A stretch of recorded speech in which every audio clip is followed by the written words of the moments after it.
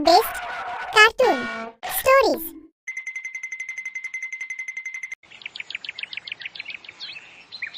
निशा और माधवी फ्रेंड्स थी। निशा जहां अमीर घर की लड़की थी तो वहीं माधवी एक गरीब परिवार से थी, लेकिन फिर भी उन दोनों में दोस्ती काफी ज्यादा गहरी थी। आज वैलेंटाइन डे था। वाह माधवी, तुम इस ड्रेस में कमाल के लग रही हो। और तुम भी निशा। Thank you. तो तुम दोनों भाइयों ने आखिर हम दोनों बहनों को फंसा ही लिया। हाँ अच्छा जी, हमने तुम्हें फंसा लिया या तुमने हमें फंसा लिया? हाँ, हम हैं भी तो इतने हैंडसम, क्या करें? अरे जाओ जाओ अपने मुंह मियां मिट्टू, तुम लड़के तो बस हमेशा अपनी तारीफ करते रहते हो। अच्छा ये बताओ, तुम दोनों शादी कब कर रही हो हमसे?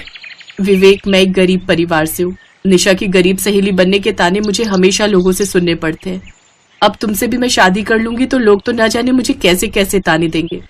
ओए, तू ना लोगों की चिंता मत कर, और तेरे माँ बाबा को मैं मना लूंगी। अरे यार सोचना, हम दोनों एक ही घर में रहेंगे, हम चारों खूब मस्ती करेंगे, घूमेंगे फिरेंगे, खूब धमाल करेंगे, बड़ा मजा आएगा। कुछ दिनों बाद उनके सब परिवार वाले एक दूसरे से मिलते हैं, फिर सबकी रजामंदी से उनकी शादी हो जाती है। दोनों सहेलियां देवरानी जेठानी बनकर एक ससुराल में आ जाती हैं। शादी के 4 महीने बाद दोनों सहेलियां खुशी से रहती थी, साथ में अपनी सास का भी खूब ख्याल रखती थी और एक दूसरे से हर बात शेयर करती। उनके पति अपना बिजनेस चलाते थे।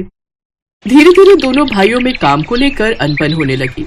ये तुम क्या करने वाले थे अर्जुन? आज हमारे हाथ से इतनी बड़ी डील चली जाती तो हमारी कंपनी पूरी तरह बर्बाद हो जाती। कुछ भी मत बोलिए भैया, मैंने बहुत सोच समझ कर ये प्लान तैयार किया था और ये हमारी कंपनी के लिए एकदम परफेक्ट था। आपकी वजह से आज इतना बड़ा प्रोजेक्ट रुक गया। ऐसा कुछ नहीं है अर्जुन, कंपनी का प्रॉफिट और लॉस मुझे भी समझ में आता है और तेरा आइडिया बिल्कुल बकवास था। ऐसे तो हमारी कंपनी डूबी जाती, इसलिए मुझे अपना आइडिया सामने रखना पड़ा। रहने दो भैया, मेरा मुंह मत खुलवाओ। मैं कब से देख रहा हूँ, जब से आप कंपनी संभाल रहे हो आप अपनी ही चलाते हो।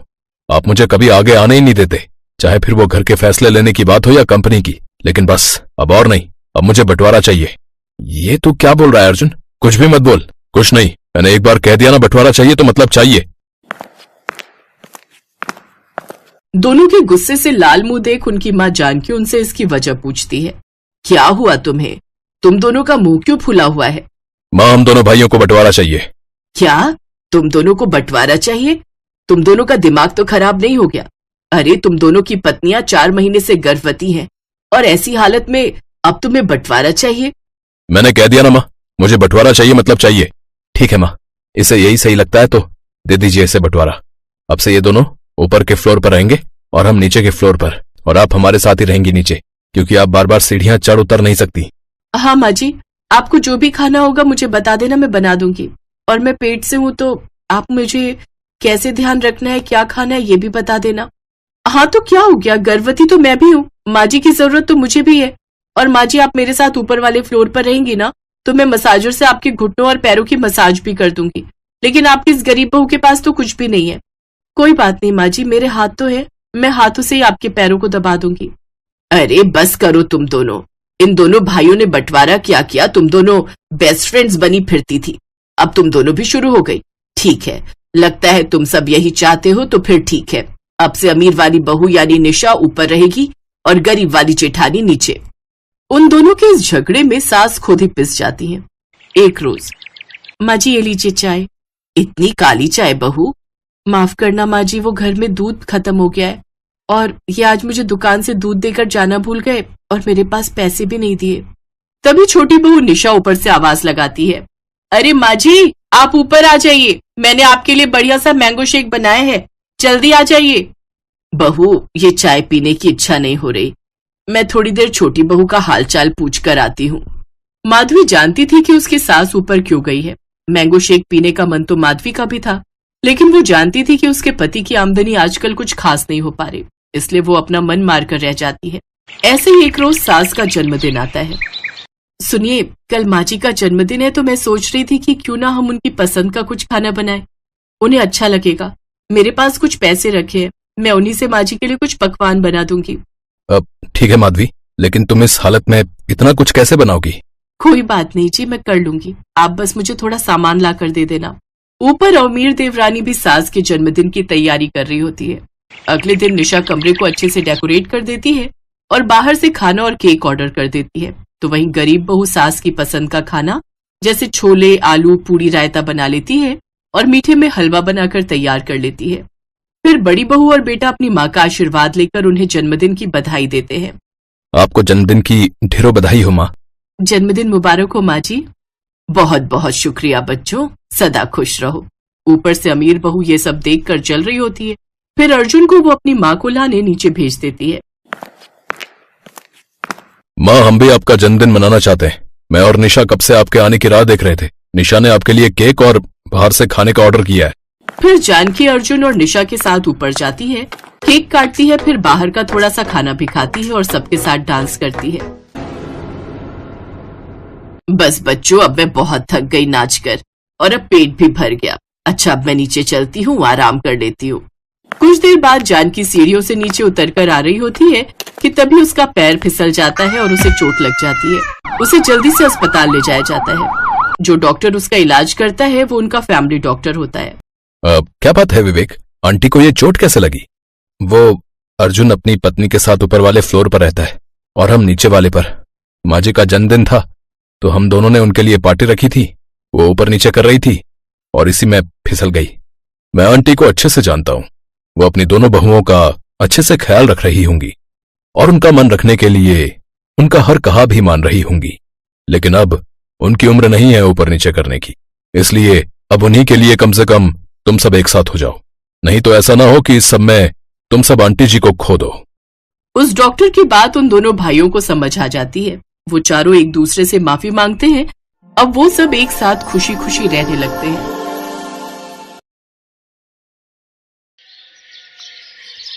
सलोनी एक अमीर घर की लड़की थी। रोहित और उसकी लव मैरिज थी। रोहित की फैमिली ठीक ठाक थी। रोहित के पापा रमेश कुमार एक बार काफी बीमार पड़ गए। उसके बाद से रोहित ने अपने पापा को काम करने के लिए मना कर दिया और छोटा भाई अभी पढ़ाई कर रहा था, इसलिए घर में कमाने वाला रोहित ही था। रोहित, ये क्या? तुमने मुझे सिर्फ 500 रुपए पकड़ाए हैं। तुम्हें पता भी है ब्यूटी पार्लर का खर्चा कितना है?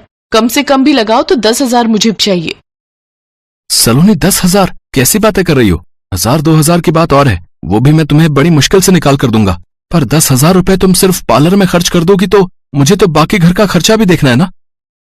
काश मैंने पापा की बात मान ली होती और तुमसे शादी ना की होती, तो आज मैं अनमोल के साथ कितनी अच्छी लाइफ बिता रही होती। आखिर तुम्हारे मुंह पर वो बात आ ही गई ना कि अनमोल एक पैसे वाले खानदान का लड़का है। खैर छोड़ो, अब ये सब बातें करके मेरा मन मत दुखाओ। मैं पहले ही बहुत परेशान हूँ। पापा को दवाई दिलाने लेकर जाना है, मैं भी जा रहा हूँ।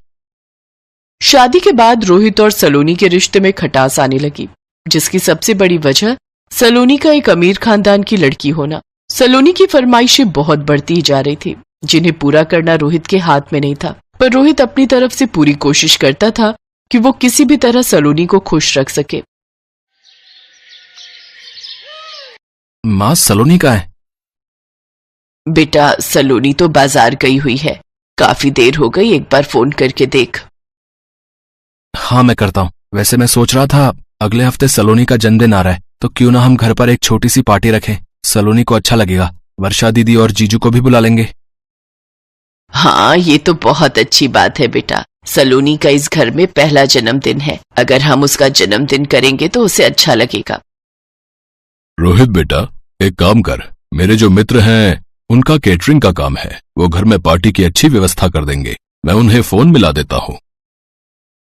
तभी सलोनी आ जाती है। एक सेकंड पापा जी, बर्थडे मेरा है तो पार्टी की प्लेस और पार्टी की सारी अरेंजमेंट्स भी मैं ही डिसाइड करूंगी। ये आप जो कैटरिंग और घर में पार्टी का बोल रहे हैं, ये मेरे स्टेटस में नहीं है। मुझे अपने तरीके से अपना जन्मदिन मनाने की आदत है और मैं पहले ही 7 स्टार होटल में बुकिंग करके आ चुकी हूँ। और हाँ, टेंशन लेने की कोई जरूरत नहीं है। सारा अरेंजमेंट मेरे पापा देख रहे हैं। उन्होंने मुझे अपना क्रेडिट कार्ड दे दिया था, मैं उससे बिलिंग करके घर आ रही हूँ। बस आप सब तैयार रहना, मेरे बर्थडे की शाम 7 स्टार होटल में पार्टी है, तो आप सभी थोड़ा अच्छे से बनकर चलिएगा, मेरी इंसल्ट ना हो बस।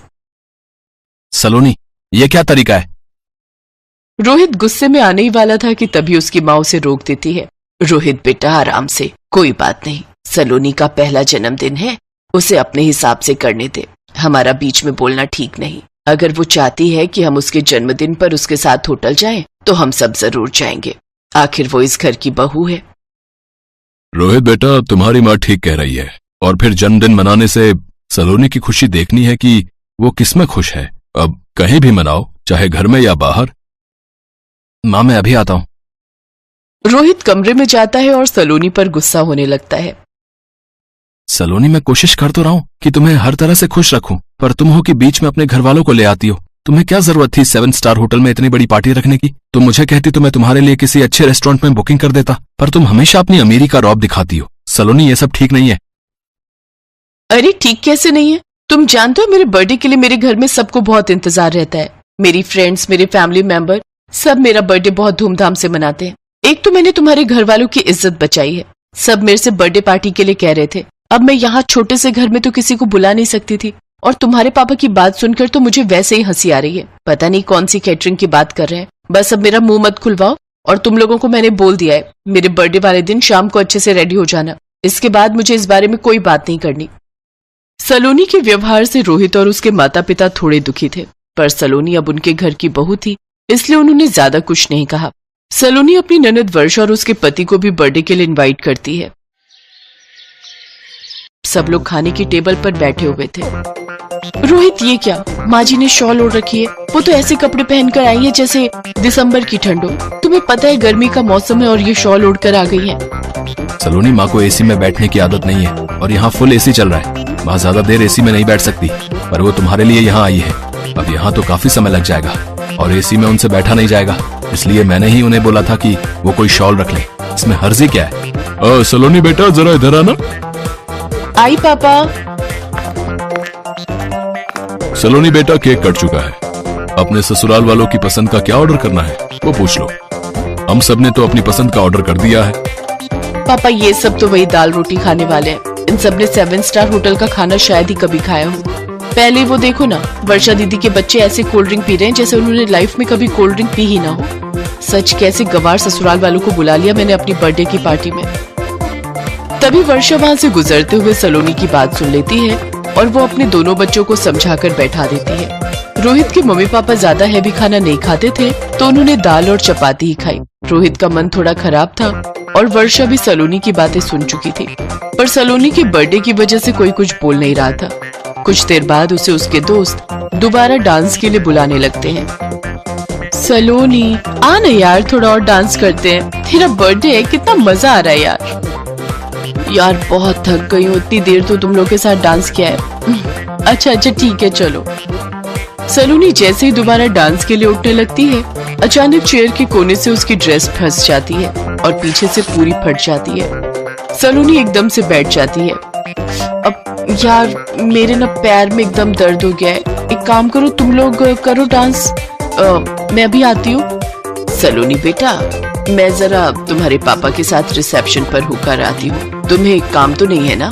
नो मॉम, मैं ठीक हूँ, आप हो आओ। काफी देर तक सलोनी चेयर से जब नहीं उठी तो रोहित परेशान हो गया।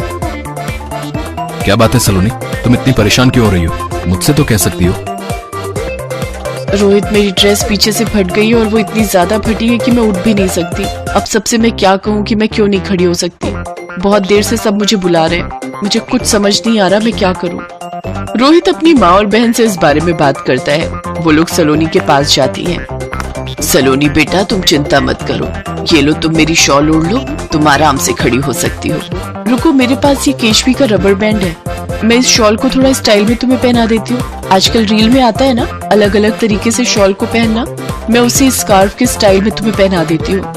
वर्षा सलोनी को स्कार्फ की तरह शॉल पहना देती है। सब लोग सलोनी को इस नए लुक में देखकर उसकी बहुत तारीफ करते हैं। किसी को ये पता नहीं था कि सलोनी ने आखिर इस स्कार्फ की तरह शॉल क्यों पहना है।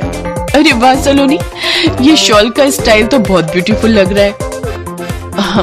वो मुझे थोड़ी ठंड लग रही थी इसलिए माँ जी ने अपना शॉल मुझे दे दिया और वर्षा दीदी ने इसे स्टाइल में पहना दिया। बहुत केयरिंग है मेरे ससुराल वाले, मेरी बहुत केयर करते हैं। आई एम वेरी लकी कि मुझे इतनी अच्छी ससुराल मिली है। थैंक यू माँ जी, थैंक यू दीदी। सलोनी समझ चुकी थी कि वो घमंड में आकर अपने कितने अच्छे ससुराल वालों का मन दुखा रही थी। सलोनी अपने व्यवहार को बदलती है और उस दिन से वो अपने ससुराल वालों को बेहद प्यार और सम्मान देने लगती है। हेलो दोस्तों, अगर आपको हमारी कहानी पसंद आई हो तो वीडियो को लाइक करें, शेयर करें और चैनल को सब्सक्राइब करें और बेल आइकन को दबाना ना भूलें ताकि हमारी आने वाली सारी वीडियोस आप तक पहुंच सके।